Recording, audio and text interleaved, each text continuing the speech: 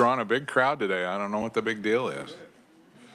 We're not giving away anything. Welcome all. We look forward to your comments.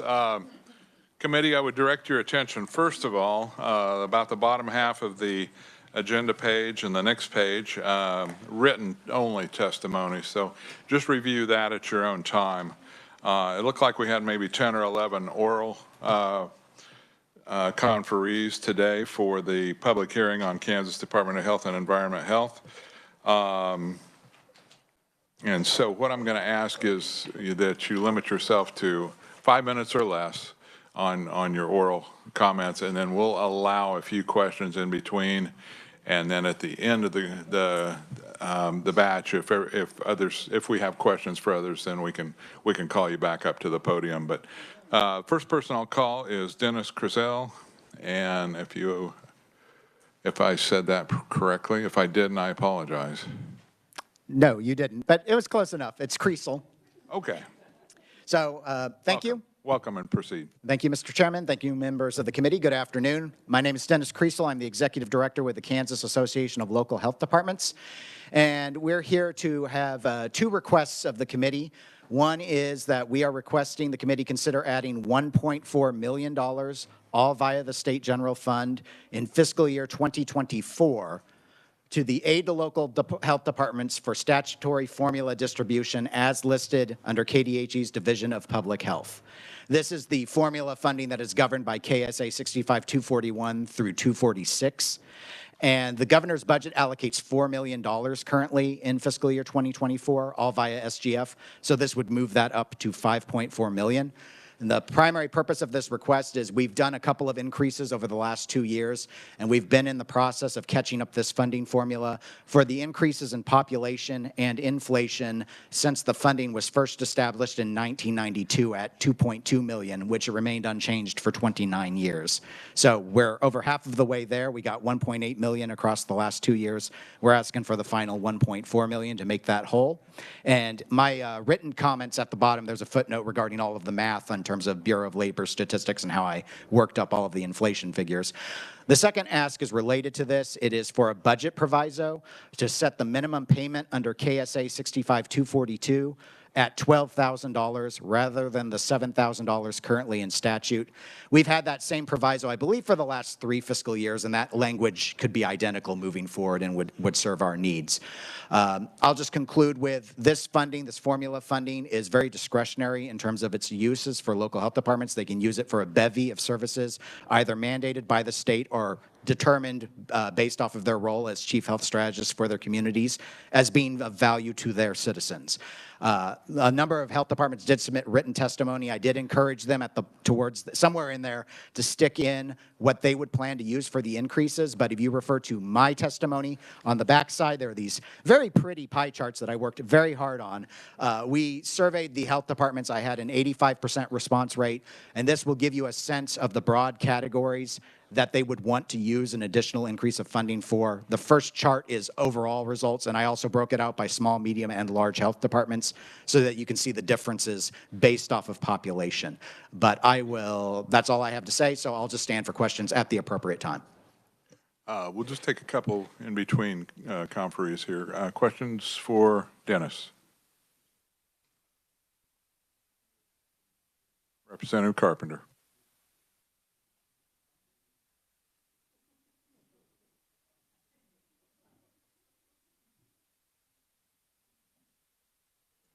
Thank you, Mr. Chairman. Dennis, so do you know that's already in the governor's budget, the statutory requirement for the dispersion of the local health department money?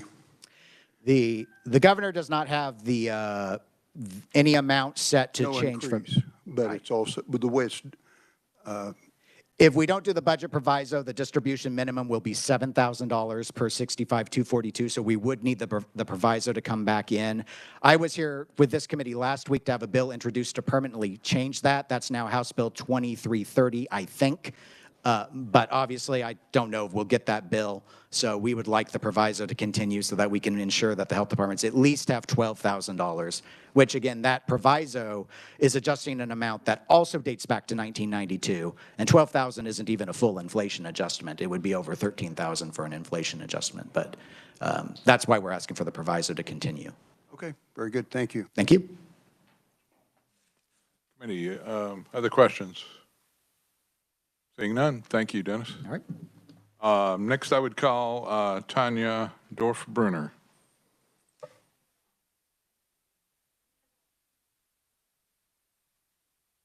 Welcome. Good afternoon, Mr. Chair. Thank you for the opportunity to be with you this afternoon. Again, you got my name perfect, which is, bravo. Like that was spot on. My name is Tanya Dorf-Brunner. I'm the Executive Director of Oral Health Kansas. We're the oral health advocacy organization in the state. If you were at CanCare Oversight last week, you may have heard a few of these things, but I think I'm going to expand on some of these for you today. So first, I want to begin this afternoon by just thanking you again for extending Medicaid dental benefits to adults last year. This committee was a true champion of that advocacy effort, and because of this committee's work, now adults enrolled in Medicaid have access to fillings, crowns, and some periodontal care, which is gum disease care. We've been working since last year on trying to put together some consumer and some provider education. You've got a link in my testimony to an adult dental benefit website. You've got a link there that you can check that out. Please share with constituents. Please ask us if you have other things you'd like us to cover. We'd love to add some more resources there. I also just want to let you know that providing that benefit it's new. It only went into effect July 1st, but we're already seeing some benefit from that because I just got a call, I think it was about 3 weeks ago, from a dentist who's fairly new in Kansas, was a Medicaid provider in another state, wasn't one here, and heard about the adult dental benefit and thought that sounded worthwhile and wanted to know how to become a dental provider in Medicaid. So that's, and I hope to be able to come back with a lot more stories in the coming months and years to show you what a benefit this has been. As the feedback process began to develop that benefit package for adults last year, we talked to a lot of stakeholders, and one of the most clear omissions, or clear unmet needs, really is a way to say it, in the Medicaid dental program was dentures, and so that's what I'm here to talk to you about. So I'll start with just a couple of reasons of why dentures are an important addition to the Medicaid dental benefit for adults. So the benefit package that was enacted last year was based on a research study put together by the American Dental Association's Health Policy Institute. It showed that investing in dental care is going to save money in the areas of diabetes and heart disease care. It's important to note that about a third of older Kansans are missing 6 or more teeth, and I don't have the statistic in front of me, but it's fewer than that, but I don't have all teeth, but at least a third have 6 or fewer. The reason 6 is important is because once you lose 6 teeth, you really start to lose the function in your mouth, and you start to have risk of complications with heart disease and diabetes. I think we all know eating well is one of the most important keys to controlling diabetes, and having teeth is pretty much the most important key to being able to eat well. So that's why 6 teeth loss is important.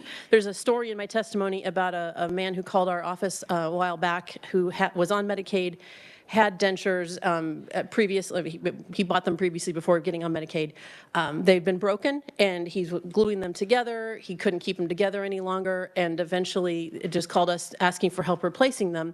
As we talked a little longer, he said, well, I also have diabetes, so my diabetes isn't under control because I can't eat healthy foods. And so it was truly the emblematic reason of why dentures are important to diabetes. There's some good statistics in my testimony if you want to take a look around the prevalence of diabetes and the cost of that care. I want to touch briefly just on economic benefits. There's a photo in my testimony. It's a photo I just took here in town at a fast food restaurant that said now hiring, I think I should be looking at it, something about hiring smiling faces. There's a little bit of research in there too, but I think, we all know having teeth and being able to smile is the key to getting and keeping a job. If you can't smile, especially a forward-facing, customer-facing job like that, you're not going to be able to keep and get a good job. There's also a little story in my testimony about a man I met a few years ago who was looking for a partial denture because he had a business idea, but he knew he wouldn't be able to sell it to anybody if he didn't have teeth and couldn't smile. So again, just examples of Kansans who face this. I've got another story I could tell you, but I just kind of want to jump ahead to just say we're not the only organization that's going to talk to you today, and that you hopefully will see talking about the importance of this. There's at least 24 organizations that have agreeing with us and signing on to support extending dental coverage for adults to include dentures. Encourage you to take a look at the list. I think it's on page 3 of the testimony. If you look at them together, they really represent the entirety of what it takes to make a healthy and happy life in our state. It's a really broad group of organizations. I think their support together really shows that that dental coverage and Medicaid, denture coverage and Medicaid speaks volumes about the importance of this service. So the CanCare Oversight Committee last year requested KDHE take a look at what it would cost to implement a denture benefit in Medicaid. Our Medicaid Director Fertig announced that last week at the CanCare Oversight Committee that would take about $1.7 million. So I'm here to say we are officially asking for $1.7 million, which includes about $687,000 of state general funds to be added to the KDHE budget for the purpose of including a denture benefit. There's a lot of good momentum going on in Medicaid dental services right now. And it's really because of this committee's work. So I thank you for that and happy to stand for questions. Surprise. Oh, that was my pacemaker.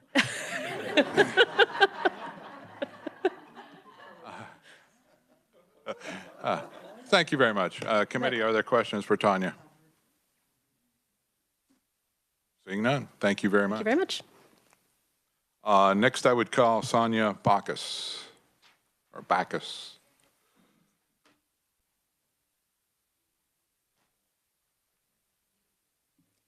Good afternoon, Chair Mason, Vice Chair Carpenter, and Minority Leader Ballard. I'm Sonia Bacchus of Community Care Network of Kansas, and I truly appreciate you allowing us to testify today on behalf of our member clinics. Our clinics are comprised of federally qualified health centers, federally qualified health center lookalikes, and community-based primary care providers. Our organizations, which comprised of more than 100 sites across Kansas, with 32 members total, see 1 in 9 Kansans who receive care. We also, our members, we have 32 total members, and when you look at our total numbers, we see about 334,000 patients a year for more than 1 million visits. Of those, about 30% are uninsured. So that's a significant amount of uninsured patients.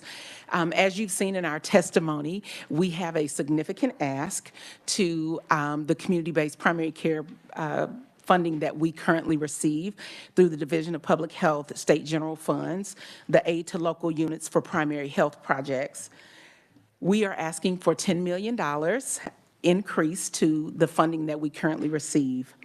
We're asking for this $10 million in increase for a number of reasons. One of those is our health centers are uniquely put together and comprised of organizations that are able to really provide whole person care. We provide primary care services.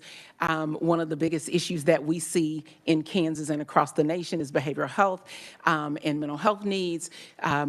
Almost all of our clinics provide mental health needs, and those who don't partner with community mental health centers or CCBHCs to provide those mental health services. Many of them also provide dental services, in addition to wraparound services that may not receive compensation. So this $10 million in funding that we're requesting would help to offset some of the uncompensated care that we are providing on an annual basis in our health centers. A few reasons for that: inflation. Our workforce is costing more. It's harder to find. And healthcare requires us a very skilled workforce, and they're harder to find. And the wages are increasing from the front line through physicians. There's other sources of revenue that are declining or going away. One of them would be the ARP funding that's ending as of April 30th for particularly our federally qualified health centers. We also have the 340B program that's being eaten away at by pharmacy benefit managers and restrictions on contract pharmacies. And also, we are dealing with the Medicaid redetermination that's going to happen. So there are a number of patients of that 100 to 125,000 patients that are going to possibly come off the rolls. Many of them would be patients of our services. One thing that I would ask that you also note is that our clinics provide services regardless of ability to pay. We do not turn anyone away regardless of ability to pay, which is huge. Again, speaking to that 30%, nearly 30% uninsured rate. The second ask that we have is that you also take into consideration the Medicaid coverage for dentures. Adding adult dental was a wonderful opportunity for our patients to receive more dental services, and dental care is, fairly costly, and dentures are extremely costly as well. And so with that, in our support of Oral Health Kansas and the bill that is being put forth, we do ask that in consideration of approval of the adult dentures, we do ask that there be consideration for FQHCs specific to how those dentures would be funded and reimbursed in the FQHC. So we would be asking that a proviso be added to that for a carve-out so that those could be reimbursed at a fee-for-service as opposed to the PPS rate, which would end up hurting FQHCs based on what the cost of dentures are, which is probably on average about a couple $1,000s for a full set of dentures. I do appreciate you allowing us to speak this afternoon, and I am ready for questions if you have any. Thank you. Committee, questions for Sonia? Representative Ruiz. Thank you again for your presentation. I don't have my other notes with me. I know I've asked this before, and this time I will write it down. What was the, I know you accept patients regardless of ability to pay, and I know many of them are also underinsured. They may have insurance, but it doesn't cover everything. And what was the unreimbursable amount of services that has been done? I guess would be maybe for 22? So what I'll share is our clinics have to provide reporting into KDHE on an annual basis. And based on our most recent report submitted to KDHE, our uncompensated care exceeded $40 million annually over the last couple of years. So the $10 million would not obviously cover all uncompensated care, but it sure would make a difference and assist our health centers and continue to provide all the services they provide. And have you done any kind of research to see if we expanded Medicaid, how that would help this uncompensated care? Yes, we have taken a look at some of that, and I have a note here that shows that we expect that about 17 to $18 million in additional reimbursement would be added to health centers with the expansion of Medicaid. I shared a number with your committee, the House Health Committee, once before, around 59 million, and that was a number from a 2019 study that looked at across the state. Awesome. Thank you so much. Yes, ma'am. Committee, other questions? Representative Ballard. Thank you, Ms. Backus. I'm looking at what you have here, that the vast majority, you roughly treat like 100, let me see. Katie estimates that between now and April, 125,000 will lose their Medicaid coverage, and that's our emergency one that they're coming off of, right? Yes. All right, and if I'm correct in looking at this, about 20% of that population you serve. Yes, Okay. that's correct. Okay. And so that would be adding part of that 10 million in order to cover, because we've discussed this a little bit in this community. All those people coming off of the rolls, there's no way they're going to all find another home some other place. And because your mission is to treat them regardless of ability to pay, which is very similar to what our community mental health centers do as well. What happens if you don't get this 10 million? I mean, what impact will that have on your delivery of services?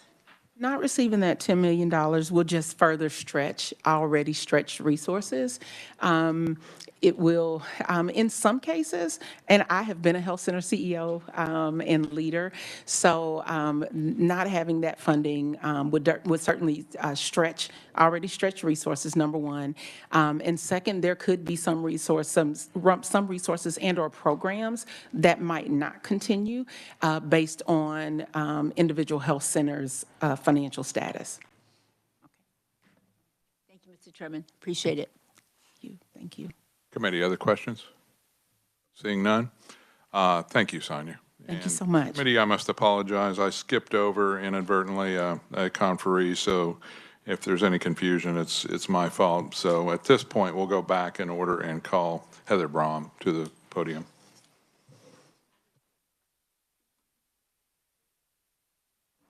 Welcome. Thank you. Let's see, that's better. Thank you, Chair, for the opportunity to speak today on the KDHE budget. My name is Heather Brahm, and I am the Health Policy Advisor with Kansas Action for Children. Kids' health depends on regular access to quality care. A lack of health care, especially in childhood, leads to lifelong chronic conditions, shorter life expectancy, increased lifetime medical costs, and sicker families. And we know that healthy kids are more likely to enter school ready to learn, graduate high school, and become healthy, productive adults. Several items connected to the KDHE budget play a vital role in Kansas kids' health. First, we support the enhancement requests from the local health department association. You can find those specific details in my written testimony. You've already heard from Dennis about that. Local health departments are a critical part of care for kids across Kansas. Next, since 2020, the legislature has included an annual budget proviso to increase the budget cap for the newborn screening program from $2.5 million to $5 million. Each year, 35,000 Kansas babies get a spot of blood drawn from their heel to screen for 34 conditions and diseases that, when detected early in life, are treatable and can result in much more positive health outcomes in life. Some of these diseases, when not caught in time, lead to death. With the addition of new tests and opportunities to treat the identified issues, this program's budget cap is no longer responsive to current requirements. A permanent increase in this cap would be the best option and through a bill. But should that not happen again this year, we ask you prioritize including that proviso in the budget again. Third, according to state law, kids can qualify for the Children's Health Insurance Program, or CHIP, if their family's income is less than 250% of the federal poverty income guidelines. But when CHIP was last significantly updated in 2008, the legislature accidentally pegged eligibility to the 2008 federal poverty income guidelines. As a result, the state has had to annually convert that eligibility level to 2008 numbers. The converted percentage had declined to 225% by 2021. Hundreds of Kansas kids have become ineligible for CHIP, even if their family's income didn't change. We learned of this error in 2021 and worked to introduce legislation in 2022 and also this year to permanently address the issue. A budget proviso was added in 2022 to temporarily ignore the 2008 year-specific language in statute, while permanent solutions through bills are pursued. Should a permanent solution not be achieved this year, we ask again that you prioritize including that proviso in the budget again, and we thank last year's legislature for doing that. Finally, the governor's budget includes appropriations to expand CanCare, and just thought I'd take the opportunity to say we support expanding CanCare for 3 reasons. First, in states that have already expanded Medicaid, when parents and caretakers sign up, we see more kids get signed up for Medicaid and CHIP programs as parents learn their kids are also eligible. Second, expanding CanCare helps parents in the coverage gap who make too much income to qualify for Medicaid, but too little to qualify for insurance subsidies on the federal exchange. Many of these parents are working jobs already where health insurance is not available and they can't afford coverage on their own. Finally, making sure families have health coverage before, during, and after pregnancy is a significant way to address some of the ongoing concerns and racial disparities in infant and maternal health. Expanding CanCare would greatly help families get medical care before and in between pregnancy without interruption in healthcare services. I know I shared several priorities with you today, but they are key considerations as you seek to help kids and families in our state. Thank you for your time, and I'll stand for questions. Thank you. Committee questions for Heather. Representative Ballard. Thank you. I need a clarification. When we talk about newborn screening, I thought 34 was the max and we had covered everything for a while. Has there been an additional 3 that we don't know about? Yeah, there are now 37 conditions. I might have to call on KDHE staff to tell you what those new 3 conditions are. I think last year we were screening for 34 out of the 35 is what last year's, discussion was. And since that time, 2 more have been recommended to be screened for. But what those are, I'd have to call on a friend to give you those details. I won't go into that. I just wondered, was it, I thought we were at the max, and I can see that we're not. So that means that as new things occur, then that's why we add. Is that the reasoning? Yes. Okay, that's fine. I don't need to know all the details. I just wanted to make sure that you were, I was reading it correctly. Understand. Thank you very much. Thank you, Mr. Chairman. Committee, other questions? Seeing none. Thank you, Heather. Thank you. Now we're back on schedule. I'll call Lacey Kennett to the podium.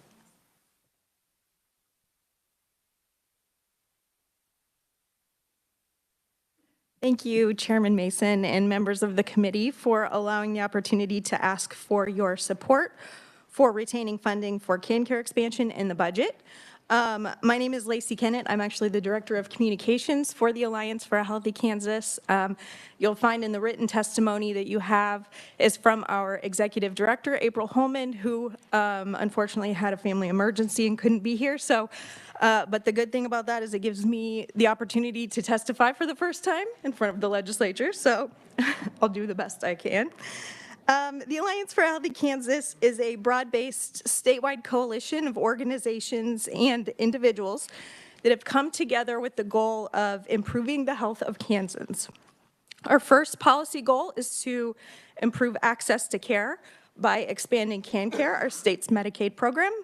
Alliance members include business leaders, doctors and hospitals, social service and safety net organizations, faith communities, chambers of commerce, advocates for healthcare consumers, and others.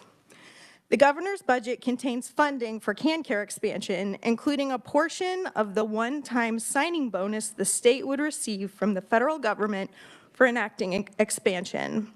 Expanding CanCare will reduce healthcare costs for everyone, protect Kansans from medical debt, fix eligibility limits, which are currently too low. It will help preserve and strengthen rural healthcare, help to address the general workforce shortage in Kansas, and make Kansas more economically competitive. The overwhelming majority of Kansans want low-wage families to have access to CanCare for coverage they can count on if they're not offered coverage through a job or can't afford to buy it on their own. Kansans want a long-term solution for the coverage gap.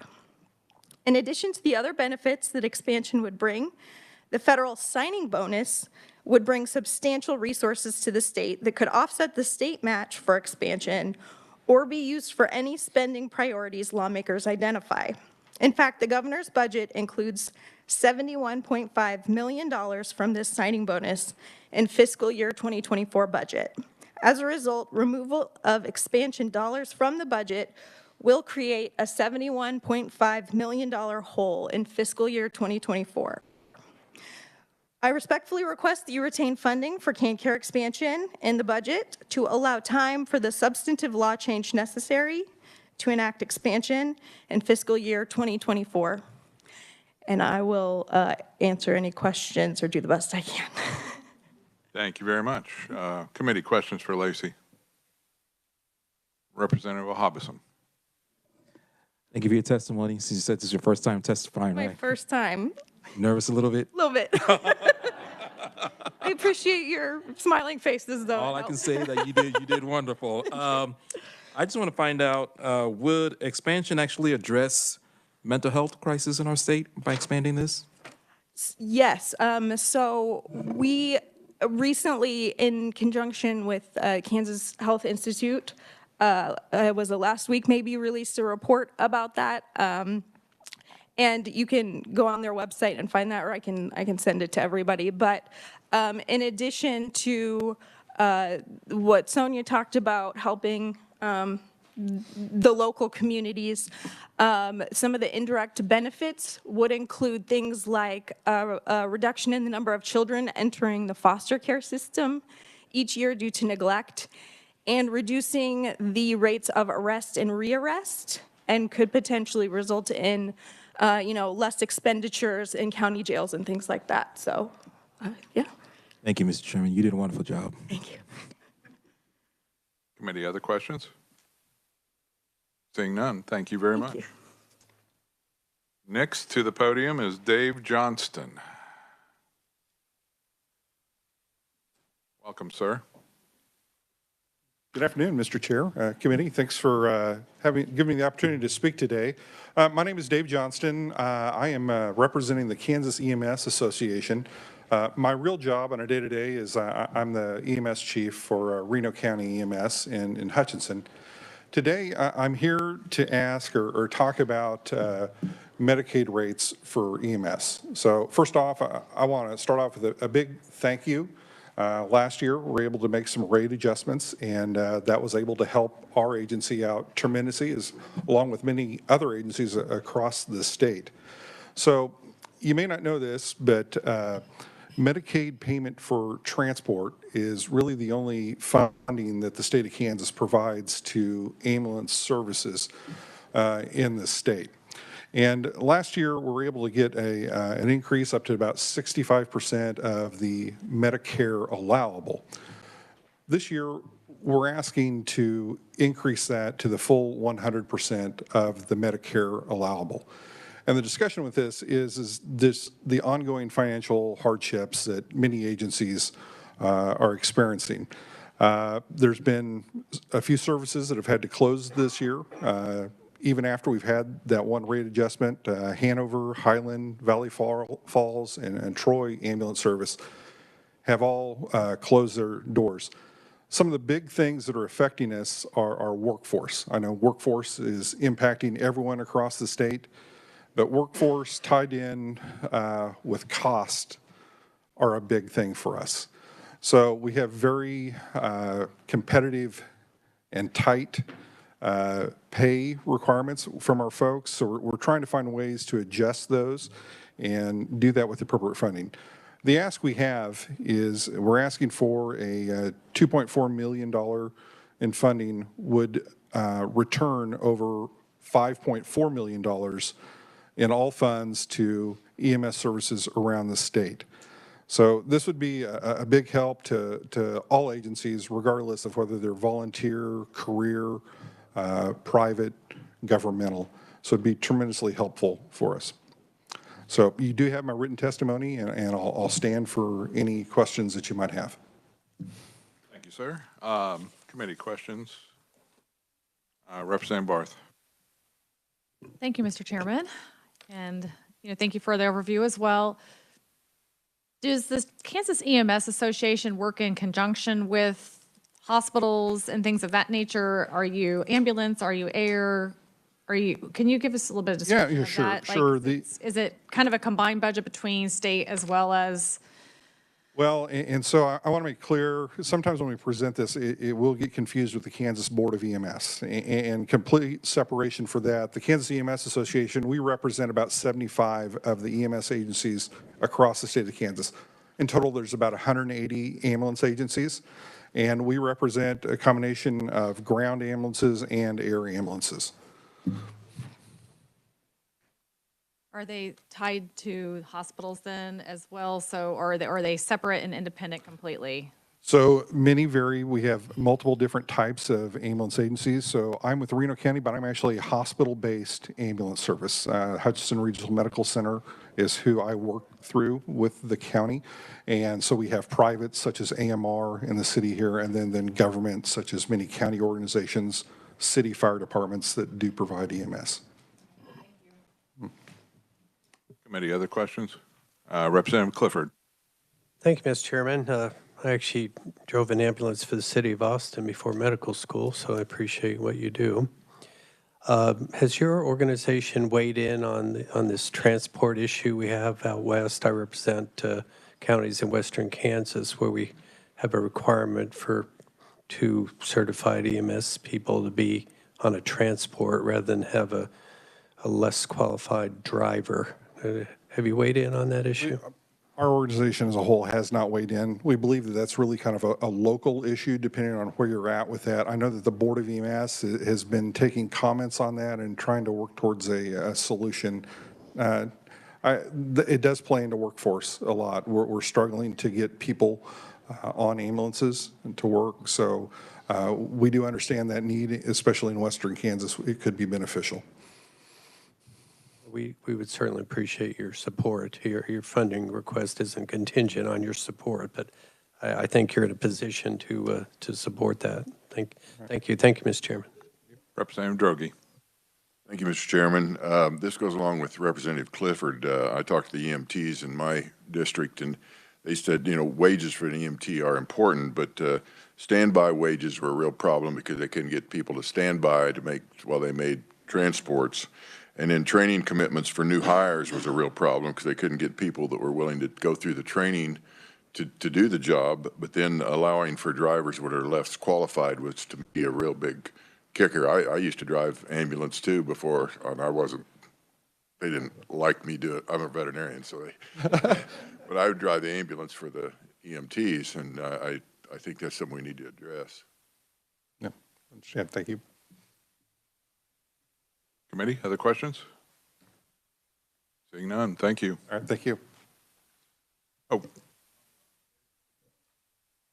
I did have one question here I was thinking of. I'm sorry to call you back. Just so I have the math correct in my mind here from your testimony. So you're talking about 2.4 million state general fund and 5.4 then would be the federal match. So Yes. all funds would be 7.8 million. Am I correct on? I believe all funds would be the 5.4. Say that again, I'm sorry. I want to make sure that I have that correct. When they're 2.4 for the request, and then we expect that to return 5.4 million. Okay. So do those combine for 7.8? I mean, that would, is it the normal match with the enhanced FMAP, or do you know? To be honest with you, I'll need to refer to probably our state Medicaid director on that specific. Okay. And do you, I might ask our research personnel. Do you know, Megan, if that's? Can't hear you. Okay. All right. Thank you very much, Dave. All right, thank you. Next, we'll call Rochelle Colombo. Welcome to committee.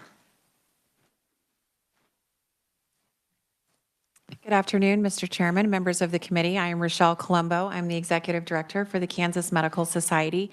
I'm also here today on behalf of 9 other specialty societies, but if I read them all off, I think I would use all of my time. So I will refer you to my written testimony. These are all physician specialty societies. The Kansas Medical Society represents physicians from across the state and every community, over 80% of which do accept Medicaid patients. And I think that's relevant today as we come to you and ask for an increase in the Medicaid physician fee schedule. This is the rate at which physicians are reimbursed for their participation in the Medicaid program. Physicians have not received a rate increase since 2006. In that same period of time, the CPI has increased by more than 50% 50%, and as you all likely know, the Medicaid rate is a little less than half the commercial rate of payers in the state. So it's significantly under, it does not cover the cost of providing care for Medicaid patients. We are asking for a 5% increase in the Medicaid physician fee schedule, which represents a $10.8 million request of all funds and a $3.4 spend from SGF. This is the first time, as I've said, that we've requested an increase in 16 years. Physicians are not required to participate in Medicaid, but as I said, they do at an extremely high rate. We believe that this would help to increase access for the current Medicaid population and is long overdue. I will be very brief and would just be happy to answer any questions. Very good. Committee, questions for Rochelle? I'm seeing none. Thank you. Next, we'll call Shelley Duncan.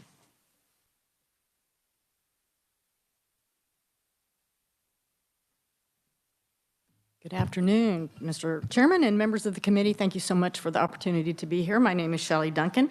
I'm the Executive Director of Project Access, and I'm here to talk with you about the uninsured population in Sedgwick County and in Kansas City. I'm also representing an organization very similar to mine, Project Access, called WIJO Care, which is based out of Kansas City. Both of these organizations are affiliated with our local medical societies, and we provide a service in our communities that no other entity does. And that is that we facilitate donated health care to low-income individuals who have absolutely no form of health insurance. And they come to us because they have been diagnosed or there's reason to believe that they have a very serious medical condition and they need specialty care. We heard from Sonia before about the community health clinics, and we work very closely with them, but the difference between what they do and what we do is that we're able to offer them specialty health care. We have, between both of our organizations, we have over 1,500 physicians, we have 15 hospitals, we have dentists in Sedgwick County, I'm not sure about Kansas City, and they are donating care to the clients that we serve. Our clients, as I say, must meet certain income eligibility criteria, and we vet them very closely. Most of them are employed, and they simply cannot afford to buy insurance, or where they're working, they may not offer that for them. So since the time that we were founded, which for us was in 1999, and I am not sure for WIJO Care, but since that time, collectively, we have served over 28,000 patients, and we have provided over $347 million in donated health care. We also provide our patients prescription assistance or prescription cards. They have a minimal copay. That's the only thing that they pay, so that they can have the medication that goes with it, whatever their referring condition is. We really are more of the middleman in our organization. It's really the medical community that are donating the care and treatment to the individuals that we serve. But I like to say, and I truly believe, that not only do we save lives, but we also save money. We allow people to keep their employment. We allow them to keep their families together. We keep them out of the emergency departments at the hospital, which is very costly to all of us. And we also have a partnership with our community clinics. We partner with KU Med in Wichita. And so we're here to ask you today to join us in our partnership by including $500,000 to be split between WIJO Care and Project Access in the Kansas Department of Health and Environment budget. For every dollar that's committed to our organization, we leverage $16 in donated care. That's a pretty amazing return on an investment. And as I say, there is no other program in the community, in the state, that does what we do. And the other thing I'd like to tell you is that there is nothing that we do, our staff do, whereby we can generate revenue. Our patients do not have insurance. There's nobody that we can bill. And so we do rely on, for us, city, county, United Way funding and philanthropic support. I can tell you our funding has been cut over the last number of years. And so that's why we are here today, to make that request to you. And I can stand for questions with that. We do have a question from Representative Carpenter. Sure. Thank you, Mr. Chair. So Megan, maybe this would be for you. Will that be Medicaid matched? Or are we talking about SGF, or is there a fund that we can draw down federal funds for that?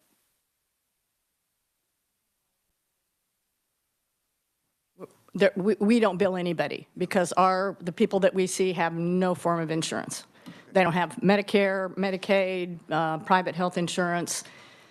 They have no health insurance, so they don't have any way to have their medical care taken care of. And oftentimes, because they are low income and they don't have insurance, they don't seek primary care, preventive care. So by the time they come to us, I mean, I've talked to some of our patients, they have stage 4 cancer by the time they come to us. We have oncologists that donate all the care and treatment. And as I say, it's a pretty amazing program, especially for the size of the actual staff that make this happen. Thank you for that. Mm-hmm. So it would probably be SGF on its own. All right, thank you. Thank you. Senator Hobson. That was part of my question. I thought there was some kind of, but if with respect to, with respect to the 28,000 patients you guys see, and this particular fund you're asking for is be split between Wyandotte County and Sedgwick County, is that correct? We would split it equally, 500,000 requests, 250 for Waijo Care and 250 for Sedgwick County. How many people, out of this 28,000, how many people, I'm from Wichita, how many people do you actually see in Wichita that don't have any health insurance at all? Well, everyone we see, nobody that we see in our programs has insurance. They cannot. That is one of the basic criteria. For us, out of the 28,000, in fact, in the last couple of weeks, we just served our 15,000th patient.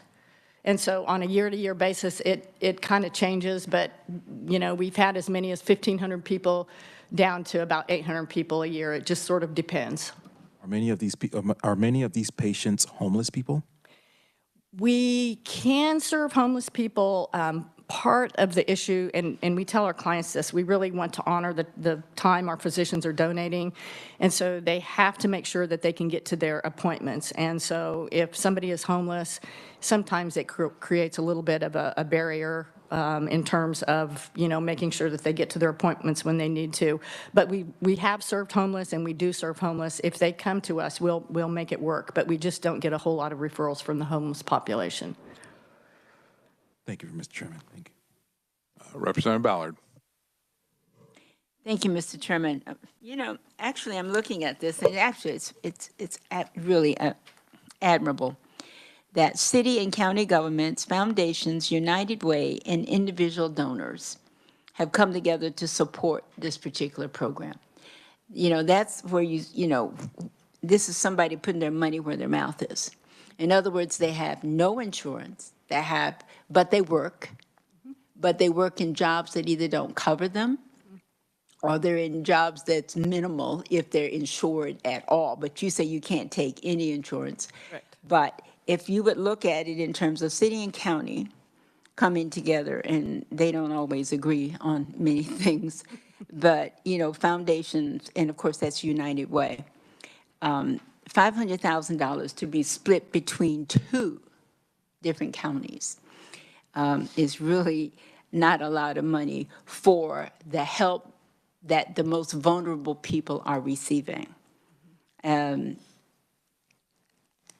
I would just have to say I am truly, I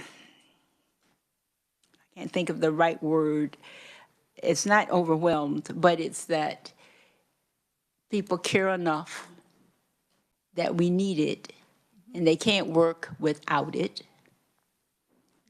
And you just can't get health insurance out there. So, yeah, and I would just say too, we help our patients. For example, we will help them get the marketplace insurance, but if their premium would be above a certain threshold, we don't require them to do that. I mean, obviously, it would be great if they all had insurance, but we do what we can to help them if they can possibly afford it. But the reality is the majority of them, they simply can't. They can't afford it. And again, remember, these are people coming to us with, they need specialty care. So as I say, we partner with the community health centers, but they just don't have the bandwidth to provide surgeries, and that, whereas we have the surgeons and the oncologists and the hospitals. and the anesthesiologist and everybody else that makes that happen are all donating their care and treatment. Donating their time. Yes. This is not just illness. This is serious. Oh, yeah. Thank you very much for coming here today. Thank you, Mr. Chairman. Representative Clifford. Yes, thank you for being here today. I'm not familiar with your organization. Can you give me an idea of the budget you're working with? Right. Well, I know we were just looking at our budget for this year, and our controller includes the amount of donated care, which for this year is going to be projected to be about $8 million in donated care. Our budget is around, operational is about $800,000. So this 250,000 would subsidize the 800,000? Yeah.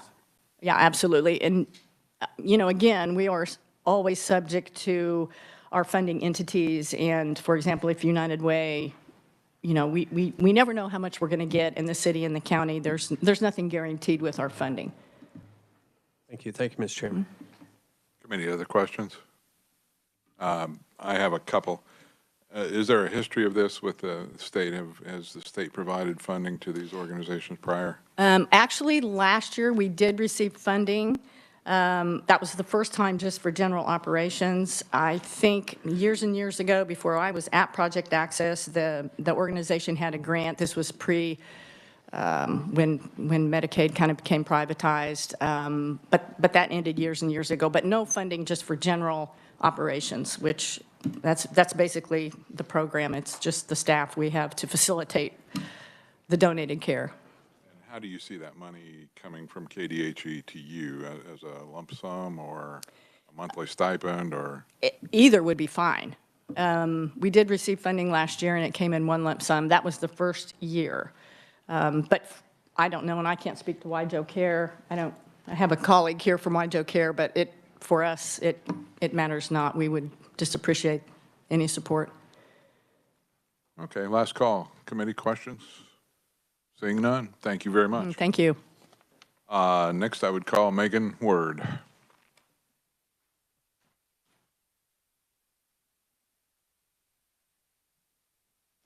Welcome.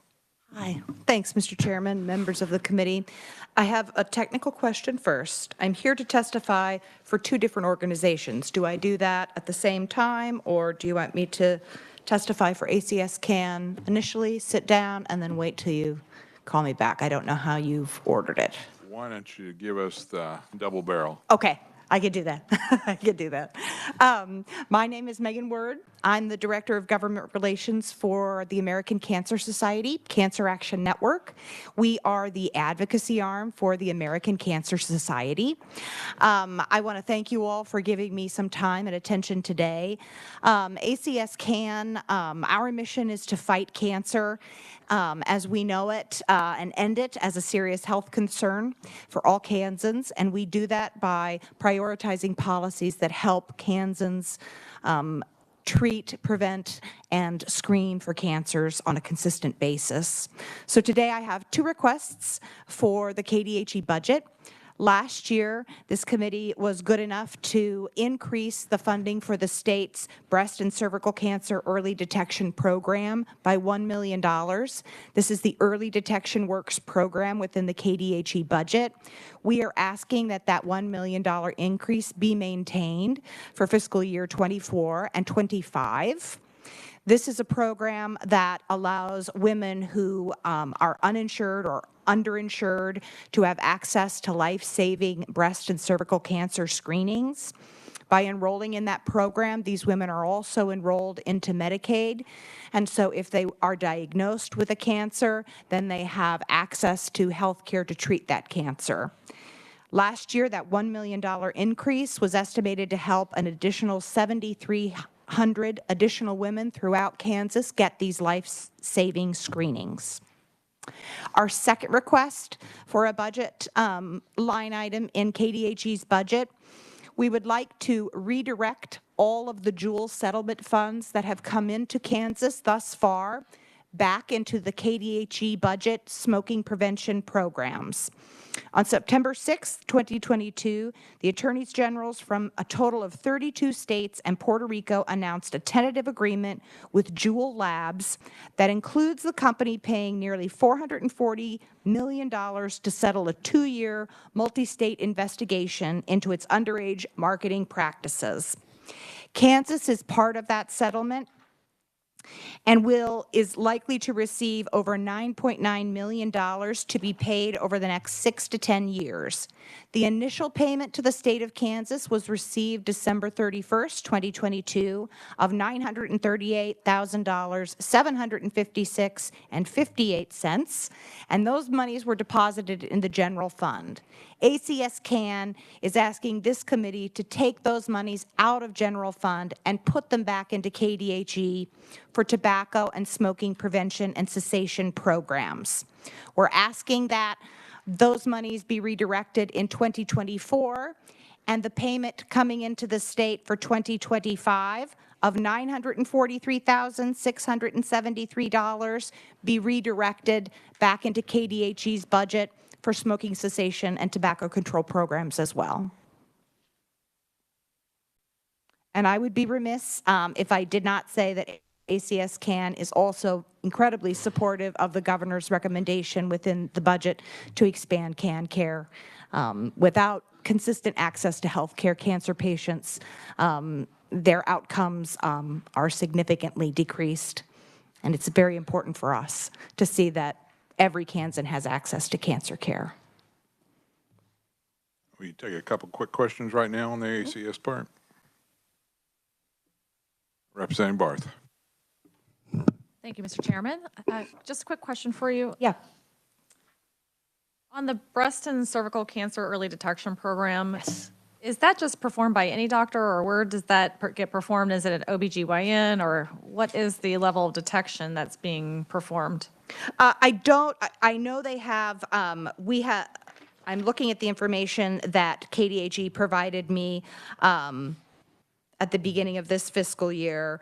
They have providers all over the state. I don't know, I can get you information about who those providers are specifically, but they go through the department to be providers.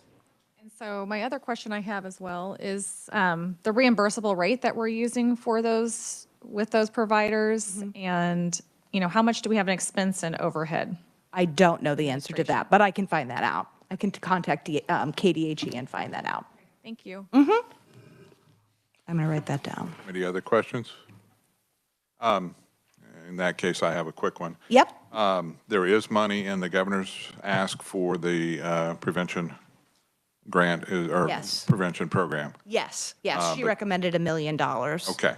So you're just saying that the $900 and some thousand would augment that. Yeah.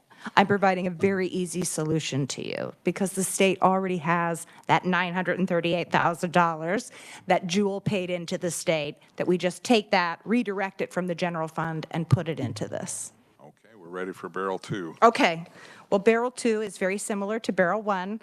On behalf of the Tobacco Free Kansas Coalition, I'm here also to request that all Jewel settlement monies that come into the state of Kansas be redirected from the general fund and back into KDHE's budget for smoking prevention and tobacco cessation programs.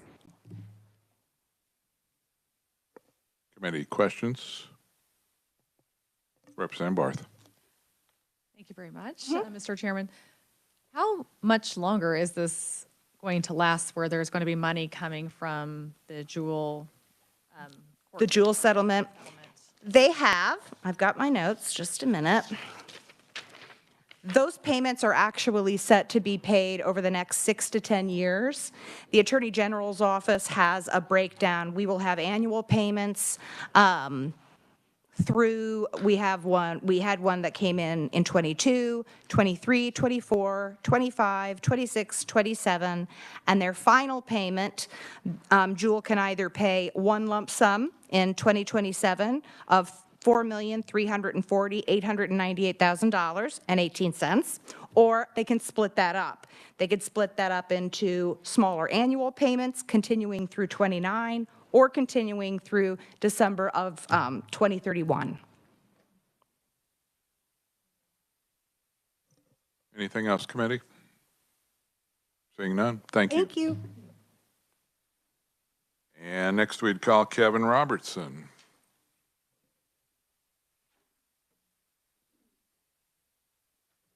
I'm going to steal these glasses because they look really, really hot. Tanya left them up here earlier. Mr. Chairman, members of the committee, I'm Kevin Robertson. I'm the Executive Director of the Kansas Dental Association. I'm here to support and join in Oral Health Kansas and the other organizations that have supported the $687,000 in state money to be added to dental Medicaid, adult dental Medicaid, to support a denture program in the state of Kansas. That's $1.7 million total from FMAP. And when we talk about dentures, we're talking about removable prosthetic dental appliances. So we're not just talking about dentures, we're talking about partials, we're talking about things associated with those like relining, adding a tooth to a partial, fixing a partial or a denture, all the associated cost to those. Tanya's testimony was fantastic. I don't need to repeat everything she said, but I will say this. The Kansas Dental Association, through our charitable foundation, for the last 20 years has done a dental clinic, a free dental clinic that we rotate around the city, or excuse me, around the state. So we're on our 21st year, our 21st clinic. We've provided over $21 million in free dental care. And I looked up the numbers just today before we came. We extract 3 teeth per every person on average.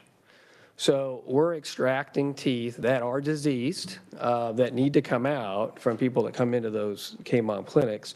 But I'm saying we would love to partner with the state of Kansas. We do provide some dental lab facilities and services. We will add teeth to partials.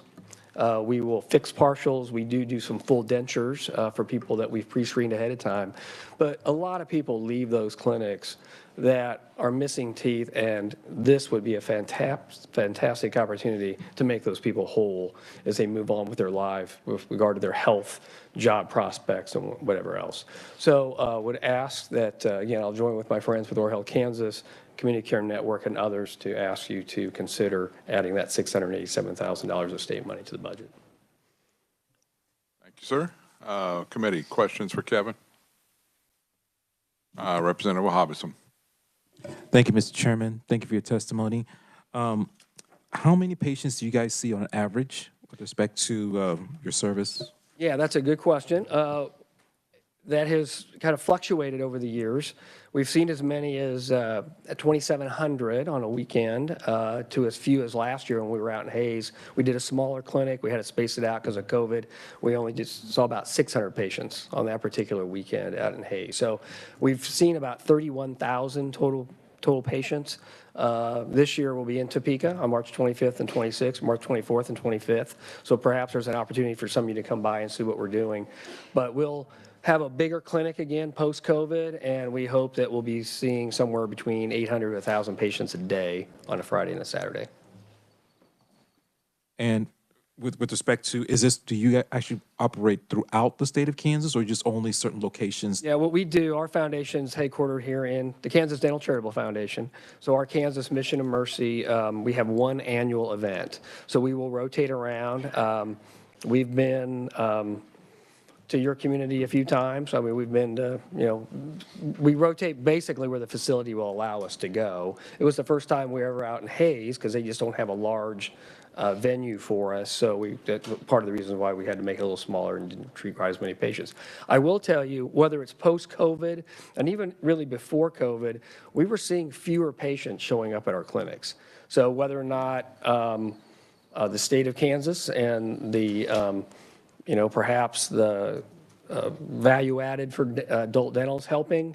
I don't know, but we are seeing or have been seeing fewer patients even prior to COVID. Thank you, Mr. Chairman. Any other questions, committee? Seeing none. Thank you, Kevin. Thank you. Committee, if you have some other questions for all the any of the conferees that we've heard from today that you've kind of been percolating, I would entertain those now. Seeing none. I actually have one. If I could call Sonia back up.